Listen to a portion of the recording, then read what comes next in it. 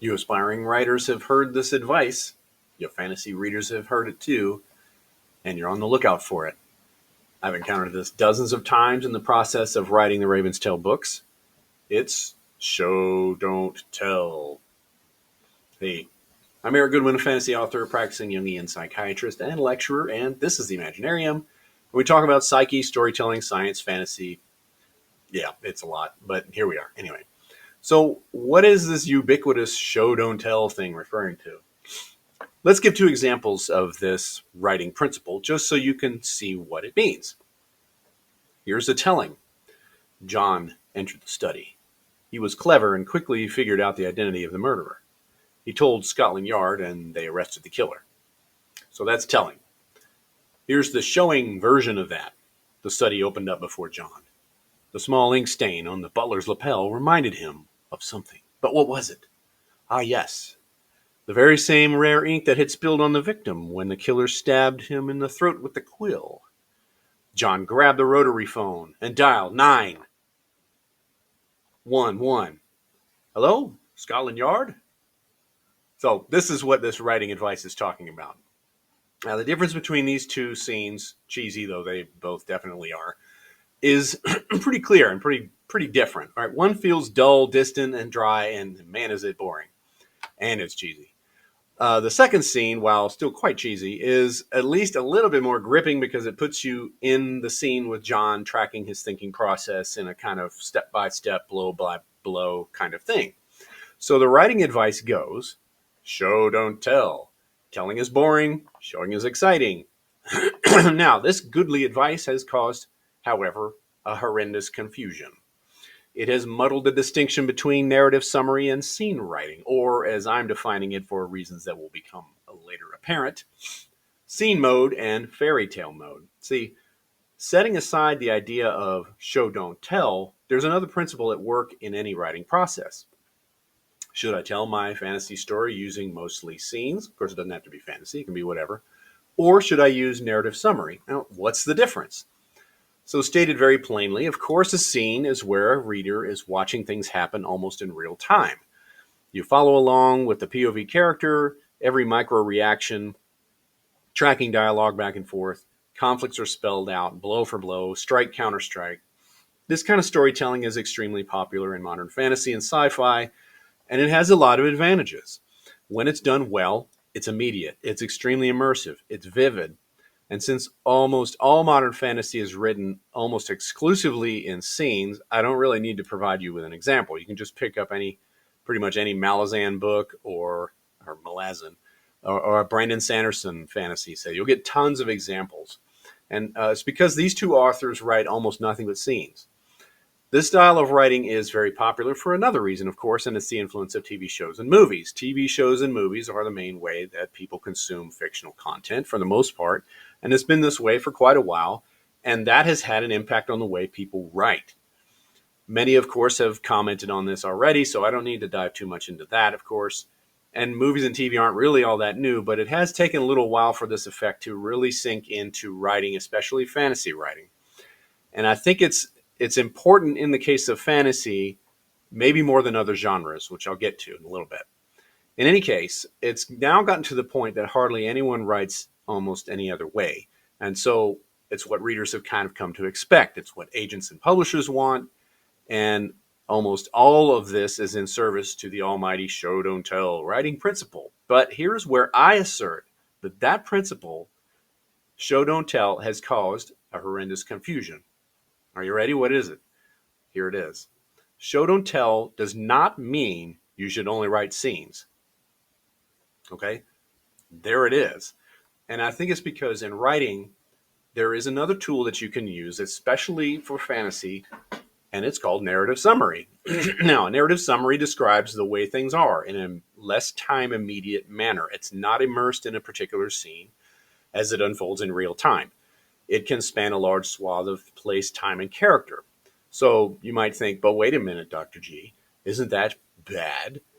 Isn't this a violation of show, don't tell? No, it's because show, don't tell applies to narrative summary also. It's a separate principle. But these things are getting confused all the time, and it's driving me nuts, which is why I'm making this video. Now, I said earlier that I make a distinction in what I call scene mode and fairy tale mode. Now, this is what I'm talking about. Narrative summary, calling it narrative summary is one of the first problems. The term is just boring. All right. It offends my artistic sensibilities. It's so boring, and it does not do the technique any justice at all. It's kind of like describing Shakespeare's timeless masterpiece, Julius Caesar, as some Roman guy gets killed and the killers feel guilty about it. That's a narrative summary. It's boring. It's reductive. It does not encapsulate the incredible power of this kind of storytelling technique. Now, note, of course, that plays are written almost entirely in scenes, and so are movies. And it's because narrative summary, which needs a much better name, which is why I'm calling it fairy tale mode, is not available to either screenwriting or movies in general. Now, yes, you can have narrators in plays, and in movies you can use some very creative sort of image-based technique to give you some time bending. Christopher Nolan's really good at this. But it's tricky, and what you have to do is intercut scenes and provide imagery in such a way that you mimic the thing that a novel writer can do effortlessly, which is narrative summary. Okay, so but what does that do? Well, what it does is narrative summary is really good at providing theme, setting, and atmosphere in just a few paragraphs. I'm going to give you an example here in a minute. And this kind of trickery requires some fancy maneuvering in films, but for the most part, they avoid it because it's just easier to write scene by scene by scene. So there's really not much in the way of a fairy tale mode in movies and plays and TV shows. So then what do I mean by fairy tale mode, or an artistically crafted narrative summary, if you must be a stickler to the original definition and you don't like mine? Okay, so it's when the author uses a narrative summary to establish mood, character, setting, and feeling in an incredibly efficient and powerful manner that does not involve slogging through a dozen scenes designed to show, don't tell what a beautifully crafted and lyrical summary can do in just a few paragraphs. In order to find some examples of this in action, however, we have to go back in time to some older works of fantasy. Tolkien's an obvious example. I won't want to beat him to death, so let's use another one from David Eddings' Belgariad series. So I'm going to read to you just the first couple of paragraphs of chapter 1, where Eddings is using the narrative summary very effectively, in my opinion. It starts off, the first thing the boy Garion remembered was the kitchen at Faldor's farm. For all the rest of his life, he had a special warm feeling for kitchens and those peculiar sounds and smells that seemed somehow to combine into a bustling seriousness that had to do with love and food and comfort and security and above all home.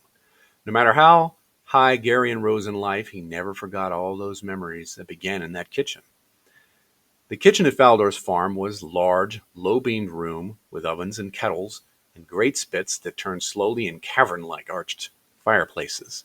There were long, heavy work tables where bread was kneaded into loaves and chickens were cut up and carrots and celery were diced with quick, crisp, rocking movements of long, curved knives. When Garion was very small, he played under those tables and soon learned to keep his fingers and toes out from under the feet of the kitchen helpers who worked around them. And sometimes in the late afternoon when he grew tired, he would lie in a corner and stare into one of the flickering fires that gleamed and reflected back from the 100 polished pots and knives and long-handled spoons that hung from pegs along the whitewashed walls. And, all bemused, he would drift off into sleep in perfect peace and harmony with all the world around him. Excuse me. That's beautiful. And this goes on for the entire chapter, with Eddings weaving in and out of fairy tale mode and scene mode seamlessly. There's little bits and pieces of this chapter that play out in the scene mode style, where you've got dialogue going back and forth, and then he shifts back into this sort of dreamy mode, and getting back to what he's doing here in these two paragraphs. This is what I'm talking about. This is not telling. It's not bad. It's not something that should be avoided. This is narrative summary done well. But you can see why I prefer to call it fairy tale mode, because narrative summary just doesn't really do it justice. It's really well done, in my opinion. Now, what you lose in immediate immersion in a character's head by using this mode, you gain immeasurably by how efficiently and lyrically you can put the reader into another world, another time, another place. In just a few paragraphs, you've got a really good idea of what this guy's whole life is like. And you are able to bring to each scene a huge number of impressions that he's sprinkled in there that add to whatever happens next.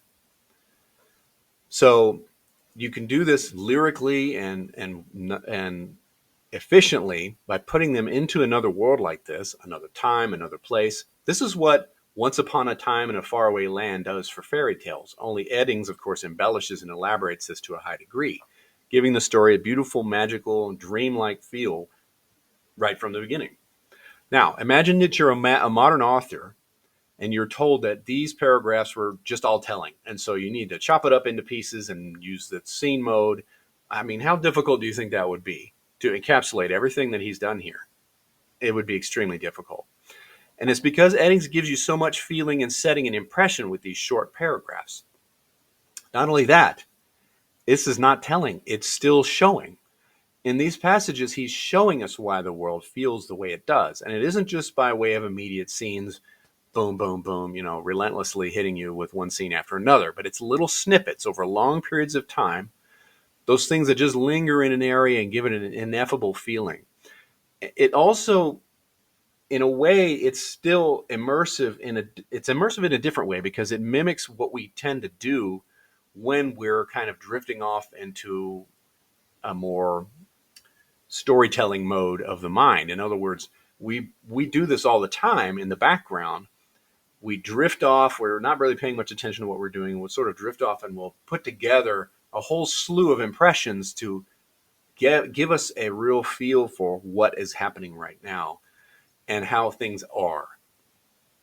So, I mean, just with these two paragraphs, you almost feel like you grew up on this farm yourself because he gives you the specific details, just not in service of a scene, but in service of a narrative summary. So show don't tell is still good advice. You just have to remember that it applies to both different modes and in a very different way. And moreover, like, you don't really lose immersion with well-written narrative summaries. The immersion of fairy tale mode is just a different flavor from the scene mode immersion. Rather than bury you in a character's head with immediate blow-by-blow action in real time, you immerse the reader in another world.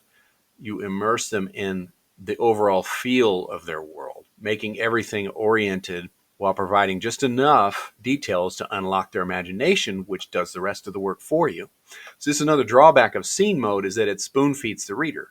It doesn't tickle the imagination and make it work for you. It hints and evokes. But he never spoon feeds you in this. This is a powerful narrative summary.